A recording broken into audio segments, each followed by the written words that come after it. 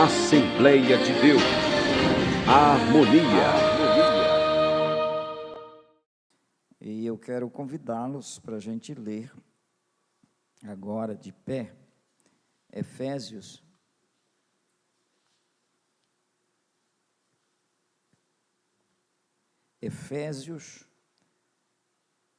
capítulo 4, nós leremos os versos 15 e 16.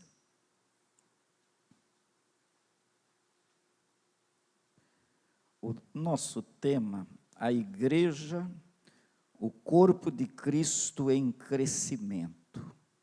Este é o nosso tema, inclusive ele é o tema geral e o tema de hoje. O tema também nós vamos tomá-lo como um tema específico para o dia de hoje. Efésios 4, 15 e 16 diz assim: mas, seguindo a verdade em amor, cresçamos em tudo naquele que é a cabeça, Cristo, de quem todo o corpo, bem ajustado e consolidado pelo auxílio de toda junta, segundo a justa cooperação de cada parte, efetua o seu próprio aumento para a edificação de si mesmo em amor. Amém? Podem tomar assentos. Queridos, a primeira coisa que vale a gente frisar aqui, apesar de que isso já está bem trabalhado desde o primeiro culto, na abertura, mas vale a gente destacar aqui, a igreja, não é? A igreja, essa expressão no grego, significa os chamados para fora. Então, é um grupo de pessoas, é um chamamento divino para que a gente saia daquela situação anterior na qual vivíamos, num mundo que jaz no maligno, é o que a palavra diz, e não dá para a gente duvidar que este mundo jaz no maligno.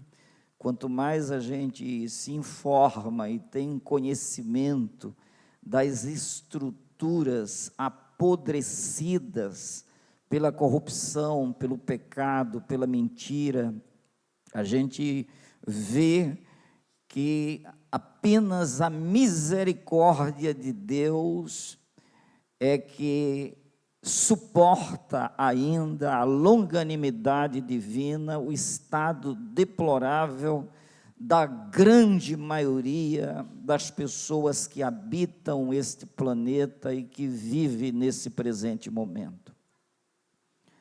A gente não se assusta com o reino animal, com os animais ferozes, como a gente se assusta com o comportamento dos seres humanos, feitos imagem e semelhança de Deus. O próprio Deus chegou ao ponto de, numa expressão para a gente entender quase que de susto, ele dizendo: eu te fiz de uma semente inteiramente pura. Como, pois, te tornaste para mim uma planta degenerada de frutos estranhos? Então, é neste mundo perdido, quando Deus olha e não vê sequer um justo, e Ele, na sua infinita graça, bondade, amor, compromisso, Salvador, Ele envia o seu único filho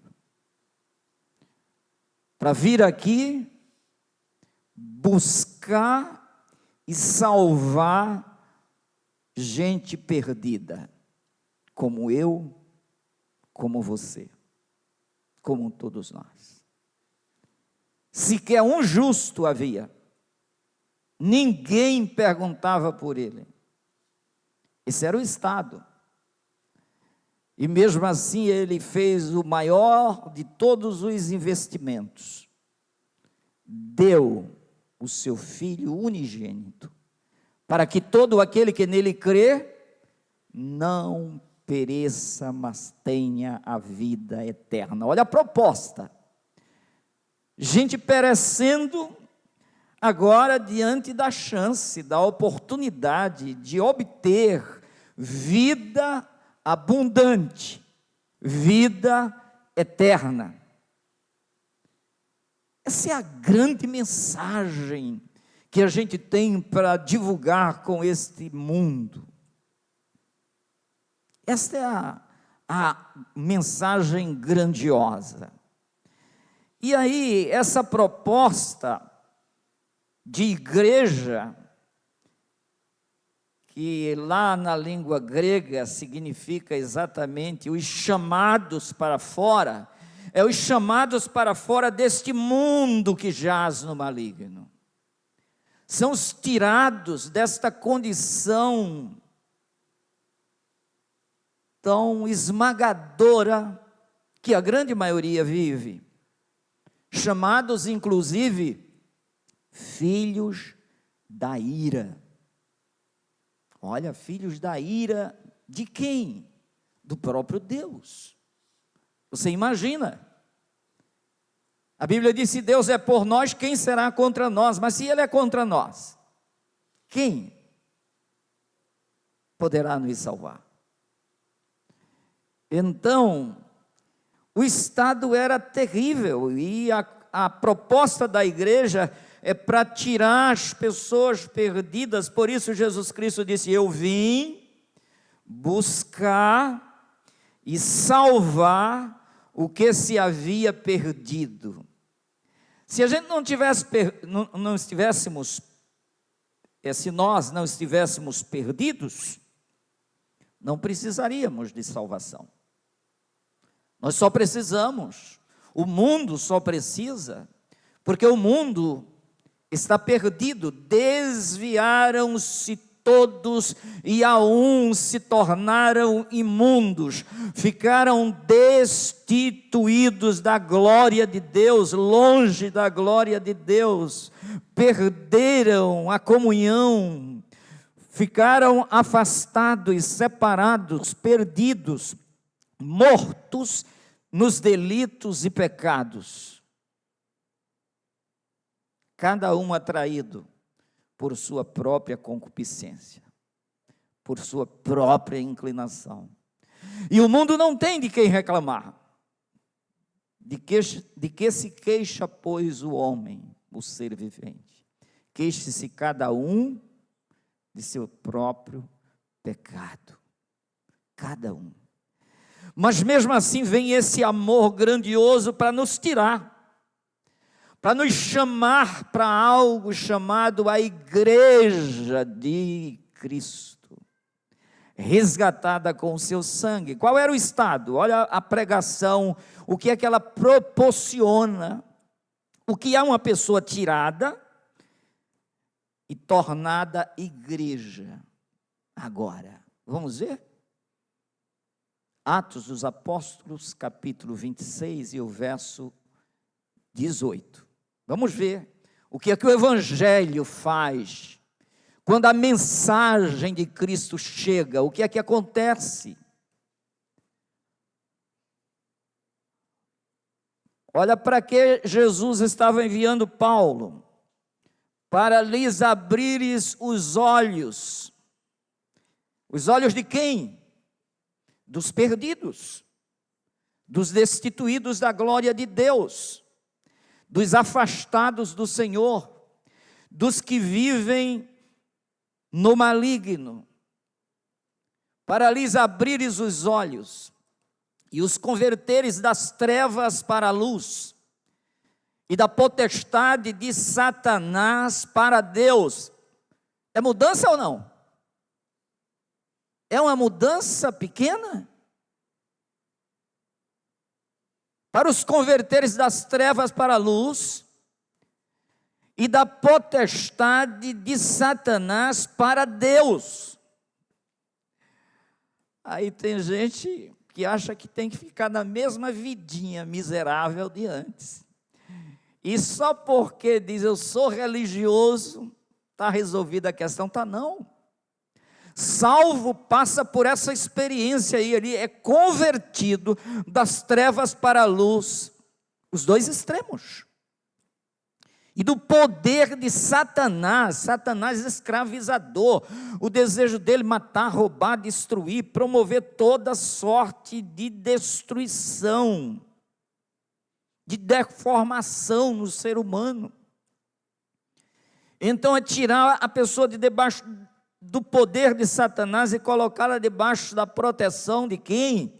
De Deus, o Altíssimo, debaixo de cujas asas nós estamos seguros, a sua sombra é a proteção mais especial que alguém pode ter.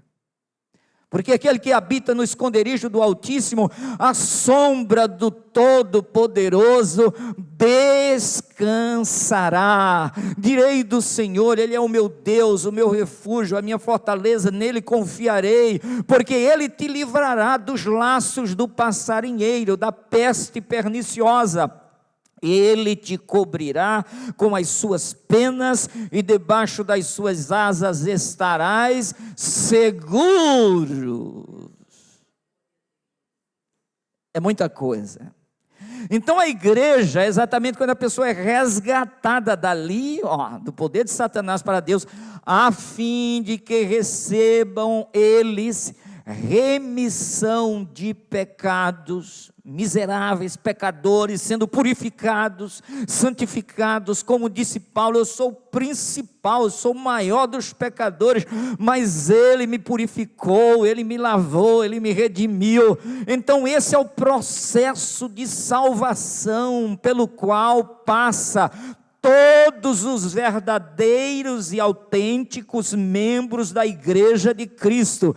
Eles são adicionados à igreja, eles são tirados desse estado e colocados debaixo da proteção do Altíssimo, fazendo parte da igreja, tirados para fora, tirados agora para essa proteção, para que recebam remissão de pecados, e aí o pecado agora é cancelado, porque quando a gente toma essa consciência, a gente confessa os próprios pecados, e a Bíblia diz, se confessarmos os nossos pecados, Ele é fiel e justo para nos perdoar os pecados e nos purificar de toda injustiça. Esse é o preparo para o ingresso na igreja. Essa mudança é tão significativa que há um marco estabelecido como mandamento, o batismo, para a gente dar uma sinalização para o mundo daquilo que aconteceu na nossa interioridade, no nosso espírito. Essa libertação é comemorada, é pregada, é anunciada como alguém que está sendo agora batizado, imergido no corpo de Cristo. Ele dá um sinal de morte e nasce outra pessoa, é levantada das águas, representando exatamente essa estrutural mudança ocorrida para que então a gente pudesse hoje ser igreja de Cristo, corpo de Cristo. Por que corpo de Cristo? Porque agora a gente não está mais nas trevas, saímos das trevas, passamos para a luz. Porque agora aquele que exercia domínio sobre a gente, determinando as nossas programações, levando a gente à prática da infidelidade, da mentira, da corrupção, de toda sorte de inclinação maligna, aquele que tinha esse domínio sobre nós, ele perdeu esse domínio, exatamente porque nós passamos agora para debaixo da proteção de Deus, e recebemos a remissão dos nossos pecados, não somos mais escravos do pecado. Por isso mesmo a Bíblia diz, agora libertos do pecado, feitos servos de Deus, temos o nosso fruto para a santificação e, por fim, a vida eterna. Ainda tem gente que não quer o evangelho. Aí a pessoa vai para o inferno com os próprios pés, por recusar a graça de Deus. Não é porque Deus não veio ao encontro dele, porque essa palavra é luz, é vida. Ela mexe com a gente, ela convoca a gente, ela convida a gente. Você tem que resistir a ela. Ela querendo te ajudar, te salvar, te proteger. Então, para que recebam remissão dos pecados, e o que mais? E herança entre os que são santificados pela fé em mim, dizendo, isso são palavras de Jesus. Quem está descrevendo isso aí, esse ingresso, essa condição adquirida gratuitamente, sem preço. O preço foi o sangue dele. O preço nós não pagamos, nós não fizemos nada para merecer isso aí. Essa questão, você merece, nós pecadores não merecemos nada. Isso aqui é graça, isso é favor imerecido, isso é a manifestação da graça de Deus. Isso é que, apesar do pecado, onde o pecado abundou, a graça superabundou, de modo que hoje a gente tem herança. Somos ricos. A Bíblia diz que nós somos herdeiros de Deus, co-herdeiros com Cristo. E a pessoa se fechar para isso, negligenciar isso. Aí há uma expressão na carta aos Hebreus dizendo: como escaparemos nós se negligenciarmos tão grande salvação? É grande ou não? Podem voltar ao texto, por favor. Você de casa, você conseguiu alguma coisa aí? Isso tudo veio ao mundo, por isso a Bíblia diz, a luz veio ao mundo, mas os homens amaram mais as trevas do que a luz, porque as suas obras eram malignas. O camarada quer prostituição, o camarada quer mentir, o camarada quer roubar, quer se apropriar, quer tirar vantagem sobre as demais pessoas, quer ganhar oprimindo, não fala a verdade, não tem transparência, esconde as coisas, faz coisas às escondidas. E aí, a condenação é esta: a luz, estou citando a Bíblia, você de casa, não sei se você já leu isso, mas olha, escuta aí, a condenação é esta: a luz veio ao mundo, mas os homens amaram mais as trevas do que a luz. Ainda tem aqueles que vêm com predestinação. Olha que coisa. Não, Deus já fez você para o inferno, ou fez você para ser salvo, sem você fazer absolutamente nada. E Deus diz, olha, se eu não tivesse vindo, não atribuiria pecados a vocês. Deus é tão justo, é tão claro, é tão transparente, que Ele diz isso. Então, dizendo, não foi eu que determinei você para o inferno, não, meu filho. Ele disse para Caim, se tu fizeres o bem, por acaso não serás aceito? Porque o pecado jaz à porta, mas a ti compete dominá-lo. A ti compete sair dessa condição miserável, vindo a Deus, vindo a Cristo. E aqui ele diz, a luz veio, não foi eu que determinei o grupinho, não. A luz veio ao mundo. A condenação é esta. A condenação não é que Deus te condenou, que Deus te determinou para o inferno ou para o céu, não. Aí a culpa era totalmente dele. Esse não seria o Deus da Bíblia. Esse não seria o Deus de amor. Esse não seria o Deus justo. Esse não seria o Deus, o juiz de toda a terra. Não seria. Eu não sei como pessoas que afirmam a fé e ainda considera o seu Deus esse Deus mesquinho, que faz a pessoa nascer determinada ao inferno. Absolutamente não. Ele está dizendo: eu quero resgatar. Ele não tem prazer na morte do ímpio, ele quer que todos se arrependam. Ele veio trazer salvação para todos os homens.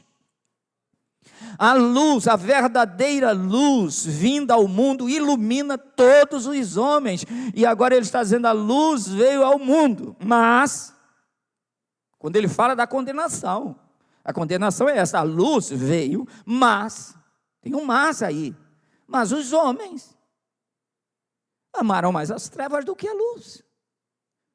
Ele veio para o que era seu, todos nós, imagem e semelhança dele.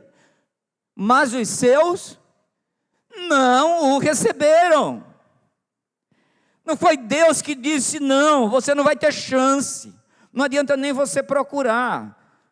O grupinho dos salvos. Jesus morreu por um grupo. Veja que cabeça, eu quero saber que teologia é esta. E ainda tem gente caindo nessa situação. Isso afrontaria toda a estrutura de Deus. Mas ele veio, e a proposta dele é essa: a fim de que recebam eles remissão de pecados e herança entre os que são santificados pela fé em mim. Aí, o consolo da gente, qual é a alegria da gente? Será se a alegria da gente se fundamenta nas coisas deste mundo? A Bíblia diz assim: alegrai-vos na esperança. E aquilo que se vê não é esperança, é aquilo que a gente crê, está como promessa, promessa que não muda. Então a igreja é esta igreja, é este povo tirado para fora. Agora esse povo, uma vez tirado para fora, ele agora se torna o quê? Vamos ver. Eu estou caminhando com vocês lentamente, mostrando o que é a igreja, porque aí tem gente que não mudou nada, não teve experiência de salvação nenhuma, nunca houve integridade nas palavras, na decisão, e as pessoas às vezes ficam flutuando. Mas a igreja é isso, é gente salva, é gente liberta, é gente que está sob o comando do Senhor. E agora, como é que esse povo vive? 1 de Pedro 2, 9 e 10. O que é que somos agora? Antes perdidos, mas agora tirados para fora, tirados deste mundo. Quem somos agora? Vós, porém, sois raça eleita, sacerdócio real, nação santa, povo de propriedade exclusiva de Deus, a fim de proclamar as virtudes daquele que vos chamou. Agora vocês, chamou das trevas para a sua maravilhosa luz. Glorifiquemos a Deus. Crente tem que ter um coração aquecido. Por isso que a Bíblia diz: sede fervorosos no Espírito, servindo ao Senhor. A gente não tem o direito de desanimar. Sede firmes e constantes, sempre abundantes na obra do Senhor, sabendo que o vosso trabalho não é vão no Senhor. Essa é a igreja de Cristo, entusiasmada, raça eleita, sacerdócio real, nação santa, povo de propriedade exclusiva de Deus, a fim de proclamar as virtudes daquele que vos chamou das trevas para a sua maravilhosa luz. Vós sim, agora vocês, por favor, participem. Vós sim,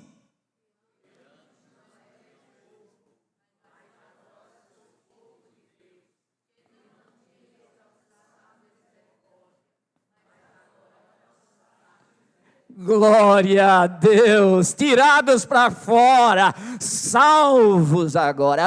Antes, nem poderíamos ser chamados de povo, filhos da ira.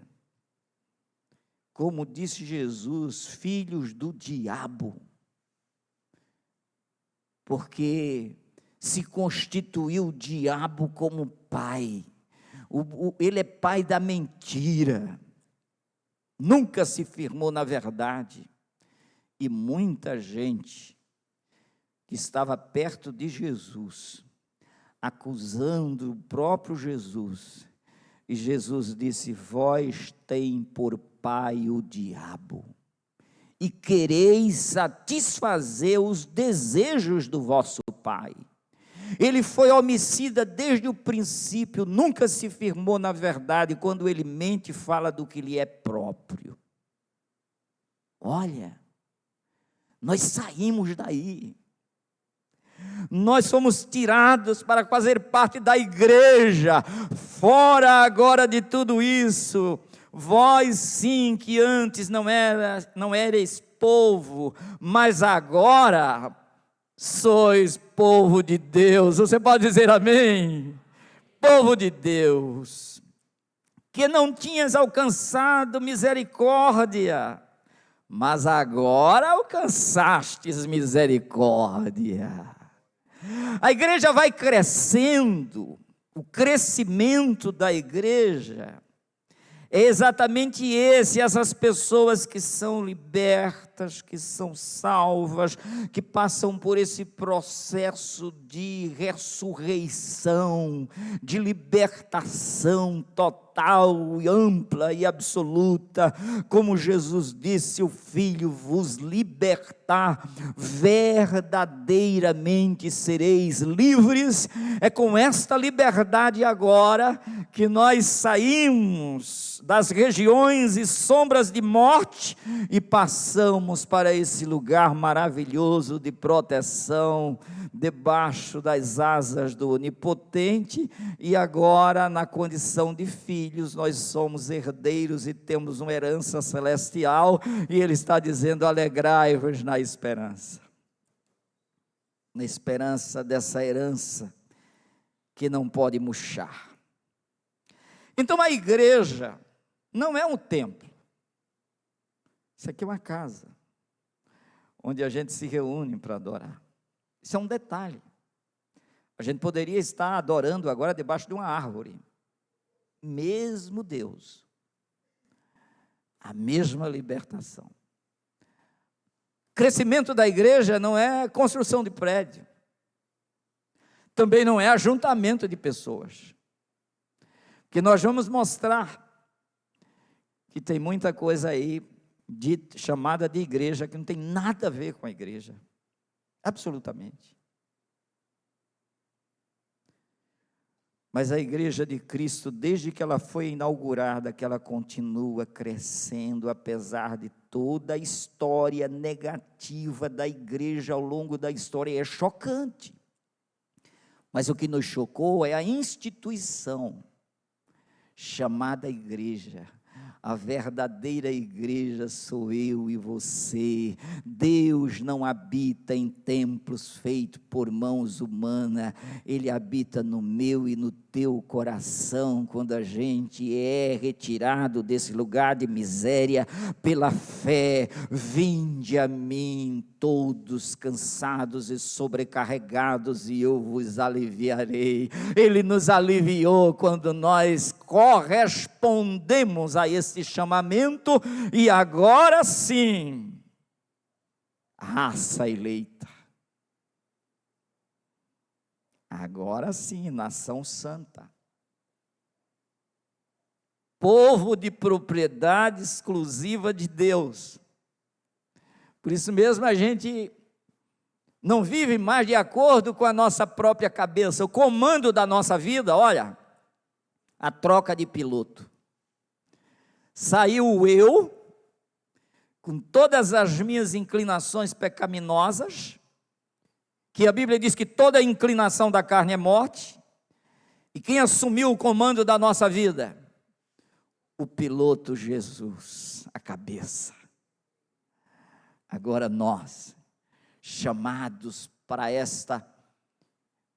este meio maravilhoso entre irmãos, vivendo, ligados pelos mesmos laços de amor, de fé, pelo mesmo Espírito Santo, tendo o mesmo Deus, um só Deus e Pai de todos.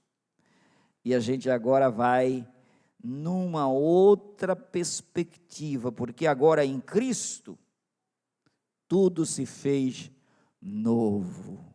As coisas velhas ficaram para trás.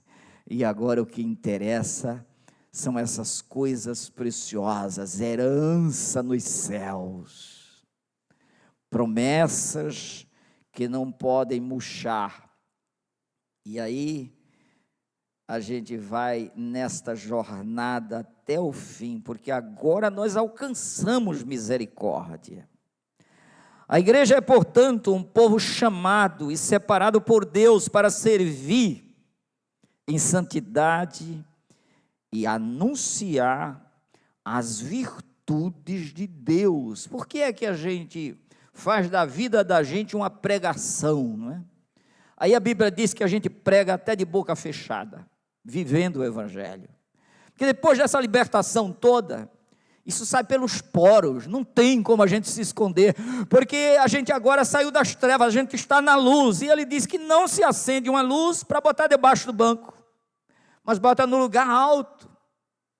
O Alexandre ali saiu colocando muitos lugares altos, sempre para iluminar, não é? Não botou nada dentro do forro fechado. Para iluminar o quê? Então Deus, quando tirou a gente das trevas, ele disse, ele disse que eu sou a luz do mundo, e depois ele chamou a gente de luz do mundo e sal da terra também.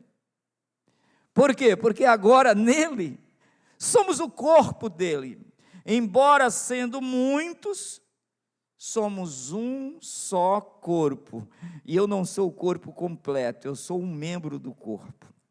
Por isso mesmo respeito com os irmãos, porque cada um aqui tem uma função, e se cada um fizer a sua parte, vai crescer esse corpo, que é o corpo de Cristo, e Ele no comando, Ele sempre é e será a cabeça que vai dominar esse corpo, vai comandar. Então, é um povo, a igreja é um povo. Ela não é um templo físico, mas um povo espiritual, homens e mulheres regenerados pelo sangue de Cristo e habilitados pelo Espírito Santo. Se não tiver o Espírito Santo, não é dele. Outra coisa importante, porque aquela transformação toda, aquilo não acontece por acaso. Aquilo acontece à medida que a gente reconhece o pecado e confessa e se assume como pecador, o Espírito Santo vem habitar na gente. Agora vem um aplicativo que a gente não tinha, não sabia, e ele faz esse aplicativo, é a pessoa bendita do próprio Deus, na pessoa do Espírito Santo, habitando na gente. E aí Paulo diz, não sabeis vós que o vosso corpo é templo do Espírito Santo, que habita em vós, proveniente de Deus, e que não sois de vós mesmos? Olha que coisa!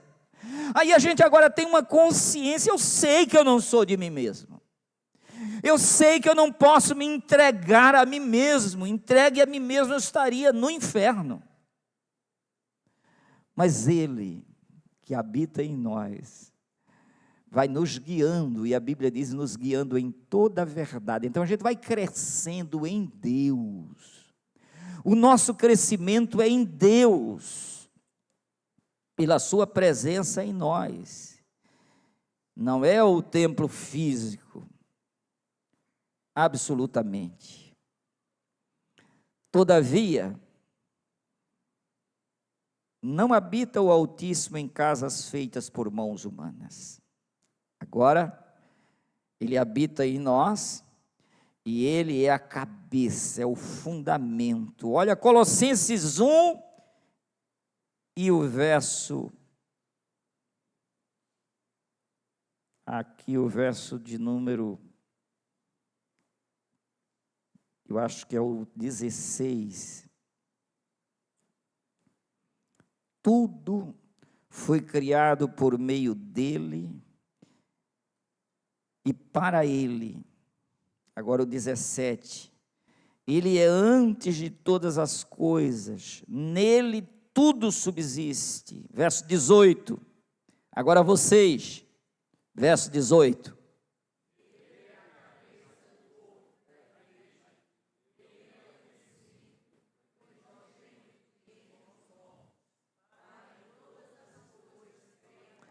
A primazia é de quem? É de Jesus, ele é a cabeça da igreja. Então nós somos comandados, guiados, dirigidos pelo próprio Jesus. A igreja é comandada por Jesus, por isso ele conduz, protege, livra, e chegou a afirmar que as portas do inferno não prevalecerão contra a sua igreja, porque a igreja é o corpo de Cristo. Aí a pessoa se recusa a fazer parte dela. Aí a pessoa diz: não, eu não preciso da igreja. E a igreja precisa ser explicada, assim como nós estamos fazendo, porque está muito mal explicado aí fora. Porque para participar de muitas igrejas, eu mesmo estou fora. Deus me guarde de participar de uma grande parte daquilo que se chama igreja. Igreja que persegue, igreja que mata, igreja que rouba, igreja que engana, igreja que vende objetos supostamente imantados, dizendo que é imantado de poder de Deus. Estes todos são filhos do diabo. Não tem nada a ver com a igreja. Mas a verdadeira igreja de Cristo continua avançando e crescendo, porque ela é o corpo de Cristo. Ele é a cabeça desse corpo. E ele é o fundamento da igreja. 1 Coríntios 3, 9 em diante. Porque de Deus somos cooperadores. Agora, como igreja, olha que coisa.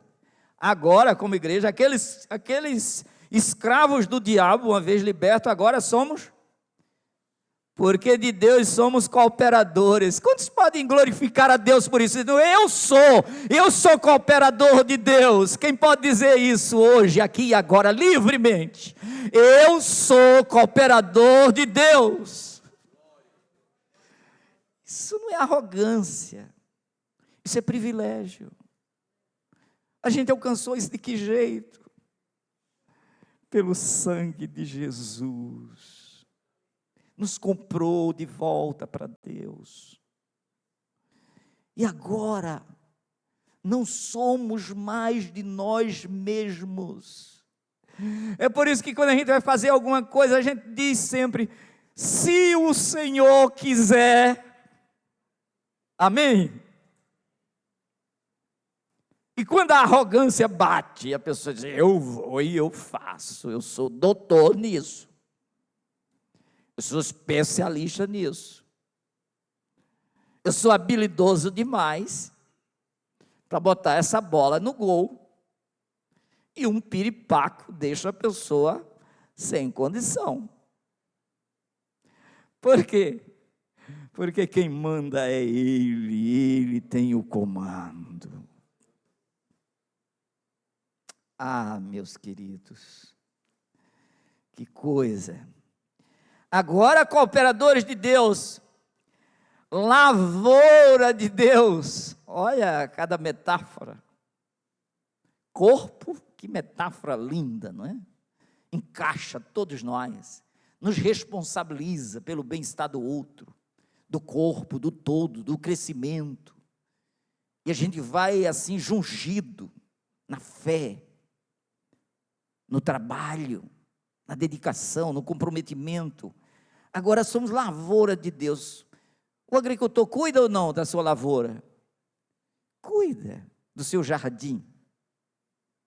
Ainda hoje de manhã eu passei mais ou menos 1 hora aguando. Interessante que a gente vai jogar mais água nos pontos mais fracos do jardim.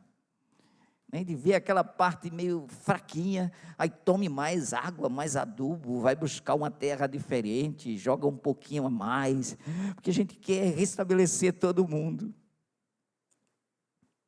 Lavoura de Deus, edifício de Deus, sois vós.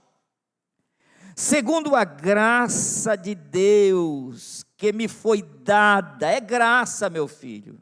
Para fazer parte da igreja é graça. Você tem o privilégio de estar ouvindo hoje uma estratificação do que é a igreja. E isto é privilégio de Deus. Quem ouve a minha palavra e crer naquele que me enviou, tem a vida eterna, não entrará em condenação, passou da morte para a vida, foi tirado para fora dessa condenação e passou para a vida. Isso é conversão.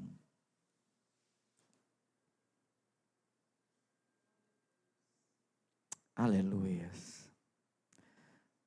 A conversão mexe com a gente. Ainda domingo, eu atendi tanta gente aqui, ficou um único ali, eu pedi, por favor, aguarde um pouquinho, não sabia o que ele queria. E ele ficou por último, mas ele esperou quase uma meia hora. E quando eu disse, agora qual é o seu problema? Isso eu quero manifestar, que eu quero receber Jesus como meu Salvador. Eu quero Jesus. Com os olhos marejando em lágrimas. Ah, queridos, Ele é o Senhor, Ele nos chama, Ele veio buscar e salvar a gente perdida. Ele me encontrou, Ele me encontrou.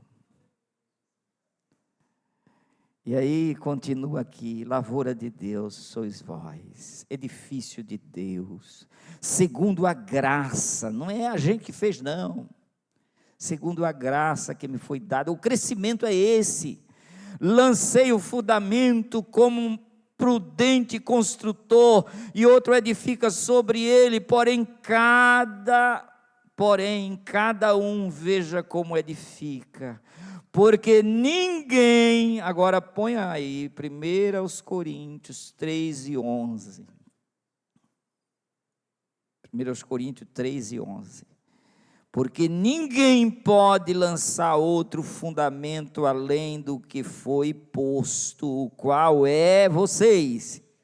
Jesus Cristo. Ninguém pode colocar outro, é Jesus mesmo. Porque olha o que diz Atos 4:11 e 12. Ninguém pode colocar. Aí a pessoa coloca o quê? Eu vou colocar meu conhecimento, meu doutorado, meu diploma, minhas habilidades. Meu filho, só tem um fundamento. 11. Esse Jesus é a pedra rejeitada por vós, os construtores, a qual se tornou a pedra angular. Por mais que tenha sido rejeitado, olhavam para ele, nenhuma beleza havia para que desejasse, dizia o profeta. Mas ele se tornou a pedra angular desse edifício. E não há salvação em nenhum outro, porque abaixo do céu não existe nenhum outro nome dado entre os homens pelo qual importa que sejamos salvos. Então o fundamento é Jesus, a gente só pode crescer sobre esse fundamento, esse edifício só permanece com este fundamento. Agora, com esse fundamento, pode investir. Loucura é investir sem fundamento, sobre a areia. Vai vir a tempestade e o prejuízo será grande. Agora, sobre o fundamento chamado Jesus, pode se lançar. Pode confiar. Vai produzir, vai produzir. Ele é o único fundamento da igreja, que é edifício, que é corpo, que é lavoura de Deus, que é propriedade exclusiva de Deus. Ninguém tem a igreja é a noiva de Cristo. Quem tem a noiva é o noivo. Aleluias, que coisa boa. Aí a gente cresce nele, a gente vai investindo o nosso tempo, a nossa atenção, a gente vai investindo, a gente vai crescendo nele à medida que o tempo passa, a gente vai sendo polido, vai brilhando mais. Por isso a vida do justo é como a luz da aurora, vai brilhando mais e mais até ser dia perfeito. A gente vai crescendo até a estatura de varão perfeito, que é Ele a nossa referência. Olha que caminhada linda a gente tem, que crescimento maravilhoso está proposto para a gente na pessoa bendita de Jesus. Agora, queridos, esse povo que foi tirado para fora para fazer parte da igreja, eles têm um selo. Você sabia? São selados.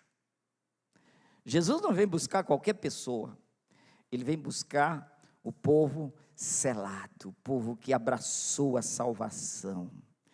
Olha o selo desse povo. A santidade é o selo de pertencimento ao corpo de Cristo. Agora vamos ver aqui, meus queridos, segunda carta a Timóteo, capítulo 2, verso 19.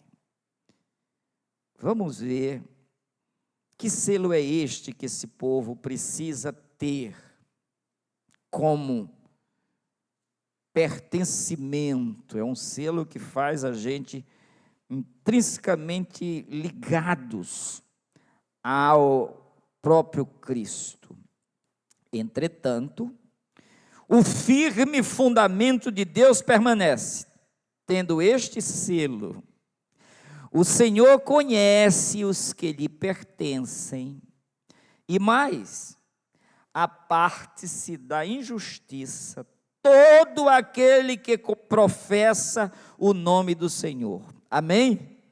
Esse negócio de professar o nome do Senhor aqui dentro, e quando chega lá fora, não tem mais compromisso com a palavra, não tem mais reverência, não tem mais temor, não tem mais respeito a Deus. É como se isso aqui fosse uma peça de roupa que a gente bota, fica aqui, quando sai, tira, bota outra. Aí a Bíblia diz, é ânimo dobre, é duas caras, e Deus abomina esse ânimo dobre. Por isso somos chamados para andar na luz com uma cara só. Amém? Porque a gente só pode crescer se a gente tiver esse selo. Sem esse selo não adianta, não pertencemos a Ele, não tem o selo do Espírito Santo. E a palavra diz, se não temos o Espírito Santo, sequer pertencemos a Deus. Por isso que o Espírito Santo vem encher cada um de nós, como a chuva. Ele não deu seu Espírito sob medida. Ele quer encher cada um de nós de Deus. Enchei-vos do Espírito Santo, é o texto bíblico.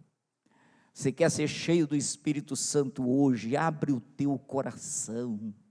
Reconhece o teu estado e seja cheio do Espírito Santo, porque é a partir daí que você vai crescer, na graça e no conhecimento de Deus.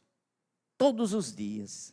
Porque aquele que começou em nós a boa obra, há de aperfeiçoá-la até o dia de Jesus Cristo, até o dia perfeito, quando nós adentraremos o lugar perfeito, o reino eterno, o reino sem fim. Essa é a proposta. Porque aquela pedrinha que foi jogada sem o auxílio de mãos, ela foi crescendo e ocupou todos os cantos da terra. Esse é o reino de Jesus Cristo, glorifiquemos a Deus. Esse é o crescimento, e esse crescimento vem de Deus. Nós somos só cooperadores, nós nos colocamos nas mãos dele como vaso de barro. Ele vai se utilizando da gente à medida que a gente se rende, se quebra, se entrega. Por isso, entrega o teu caminho ao Senhor, confia nele e o mais ele fará. Está saindo algumas espadas aqui. Não sei se você de casa está sendo alvejado por essa graça salvadora, querendo te despertar para vir fazer parte do corpo vivo de nosso Senhor Jesus Cristo, a igreja, na condição de membro, e a partir daí você vai ver o que é crescimento. Crescimento não é o teu diploma de doutorado. Crescimento não é a multiplicação dos teus bens material. Crescimento não é o exercício que você está fazendo, está produzindo aí uma certa segurança. Isso é transitório, isso é passageiro, isso é enganoso. Uma gripe te faz voltar ao estado anterior. Um diagnóstico tira toda a tua saúde. Mas há uma firmeza em Deus. Há algo que Ele nos dá para vencer esse mundo, sob qualquer aspecto e circunstância. A fé é a vitória que vence o mundo, e a fé vem de Jesus, o autor. E é aí que a gente vai crescer. Agora, esse negócio de vir para Deus e não ter selo, o Senhor conhece os que lhe pertencem, aqueles que obedecem, aqueles que aceitam, aqueles que recebem de verdade. Ele conhece.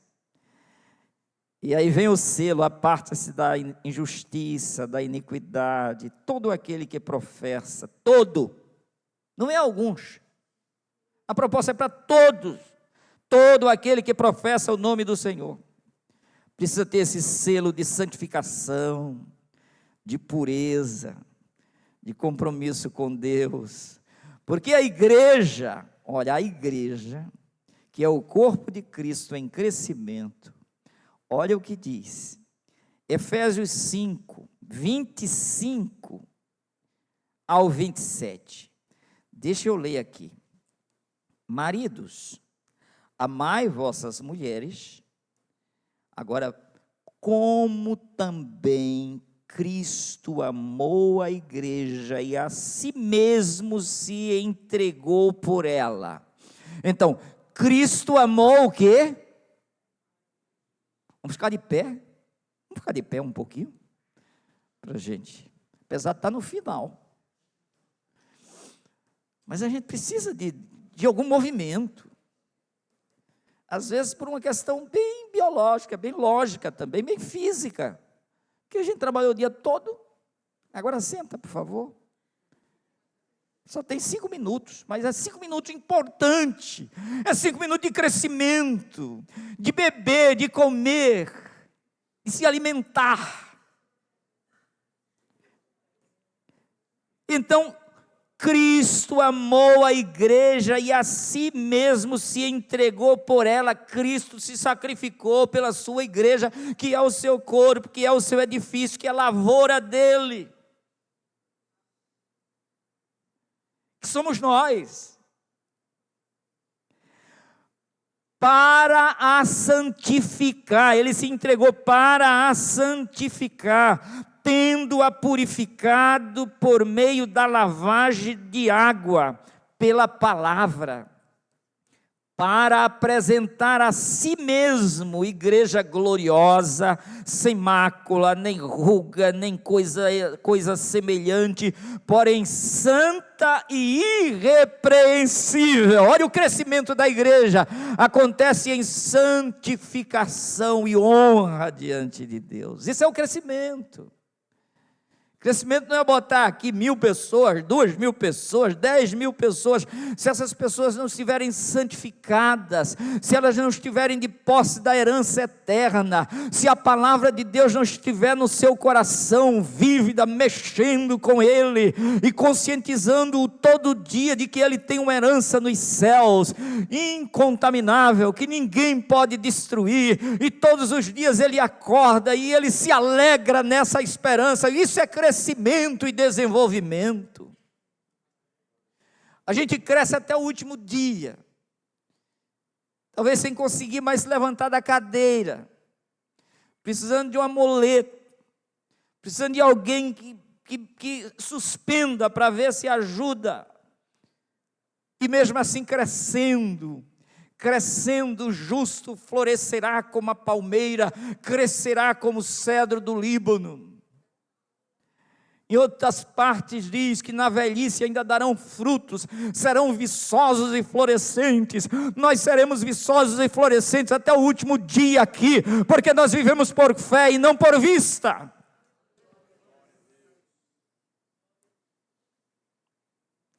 Oh, coisa maravilhosa é a igreja do Senhor, fazer parte dela e crescer com ela, mantendo esse selo.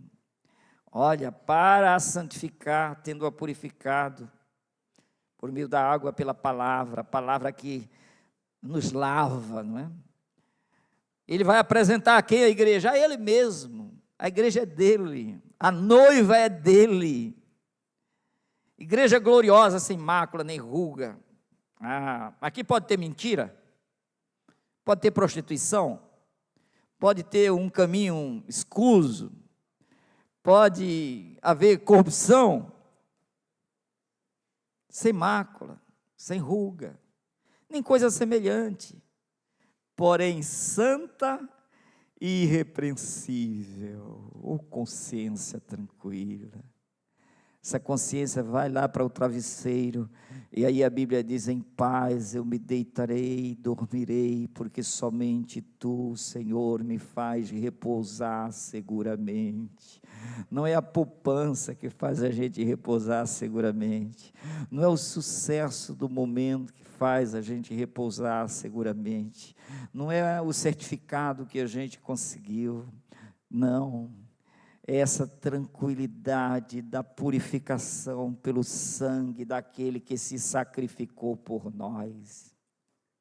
Queridos, aí às vezes a Bíblia diz que existe o joio no meio do trigo, e às vezes a gente olha assim, aí diz: mas que crescimento maravilhoso, se engana completamente com o joio. O joio não produz trigo, gente. E nós estamos num mundo enganoso, né? Tem muita gente que se impressiona, mas o joio aparece, só que Deus tem um tempo para arrancar o joio, e na hora certa que Ele for arrancar, Ele sabe onde colocar o joio, no fogo, mas o trigo Ele leva para o celeiro dele. A igreja é o trigo, nessa lavoura de Deus, nesse mundo caído. A igreja está no meio de tanta coisa, mas quando ela mantém o selo, ela não se contamina, ela não vira joio jamais. A diferença entre o justo e o ímpio vai aparecer. Malaquias 13:18. Então vereis outra vez a diferença entre o justo e o perverso, entre o que serve a Deus e o que não serve. Vai aparecer. Aí o justo às vezes olhando para o perverso, dizendo: mas por que ele prospera tanto? Qual foi o Salmo? 70 aí?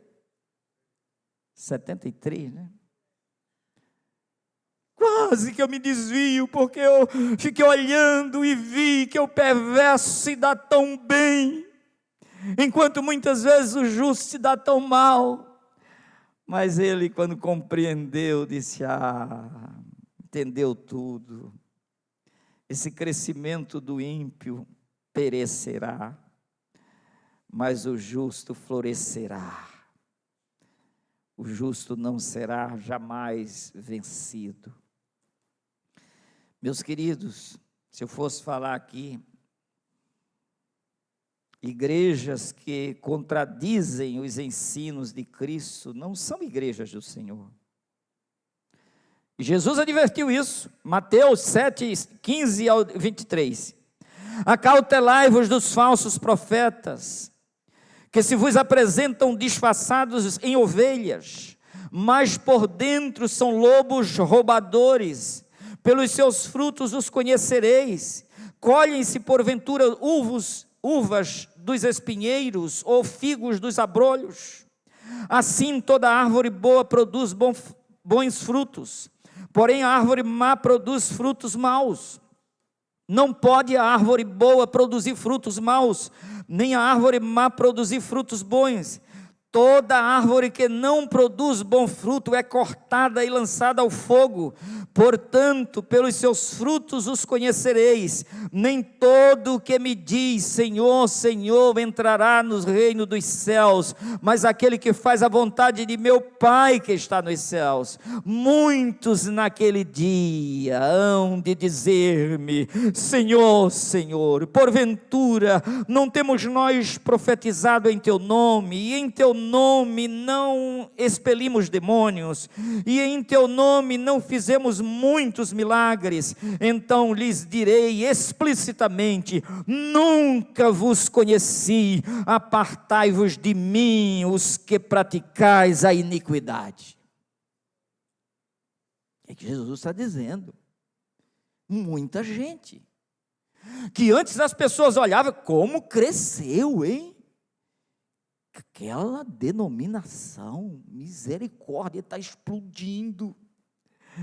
E aí as pessoas ficam querendo aprender a técnica de crescimento. Como que é essa técnica? E já apareceram muitos projetos aí ensinando técnicas, não é? Técnicas e mais técnicas. Não existe técnica sem a ação do Espírito Santo. É o Espírito Santo que dá o crescimento, é Ele que renova a face de toda a terra, é Ele que convence do pecado, da justiça e do juízo. Pode aplicar toda a técnica, vai crescer muito, vai inchar. Inchaço não é crescimento. Inchaço não é saúde. Inchaço é doença. E o que tem de alguém, de instituições, entre aspas, chamadas de igreja, entre aspas, mas que não tem nada a ver com Cristo. Venda de objetos ungidos ou imantados de poder. Eu poderia agora citar uma série de apoios para esse tipo de prática.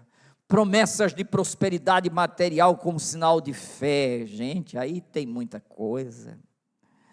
Uso de símbolos místicos, superstições ou rituais ocultos. E aí vem culto à personalidade de líderes religiosos. Aquelas figuras, né? Eles metem tanto medo no grupo, que nós estamos aqui nessa assembleia, aí o pastor chegou ali, e o pastor botou o pé dentro do templo, todo mundo levanta.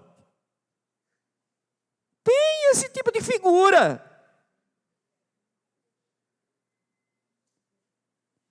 É aquela imposição, aquele medo, aquela dominação.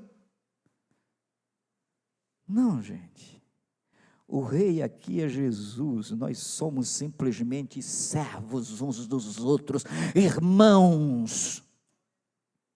E o respeito da liderança é adquirido pelo amor, pela fé em amor, pela dedicação, pelos passos de um homem bom que são confirmados por Deus. Não é aplausos humanos, não é aquele culto à personalidade, esse negócio culto de aniversário, o que é isso? Isso é culto à personalidade. Pode no dia do aniversário haver um momento de oração? Pode. Agora marcar aqui um culto de aniversário, invenção, distorção, inchaço. Porque quem é cultuado é Deus, ao Senhor teu Deus adorarás, e só a Ele prestarás culto. Agora não, eu quero agradecer a Deus pelo meu aniversário, tudo bem. Agradeço, posso convocar para a gente louvar a Deus como gratidão, como louvor. E eu mesmo, nesse processo, desse tamanho, porque esse negócio de dizer que tem alguém perfeito aqui, não é verdade, viu? Não é verdade. Se a gente se enxergar no processo, a gente vai dizer aquilo que João disse: convém que ele cresça, eu diminua, porque eu não sou vaso de ouro, eu sou de barro. Simplesmente.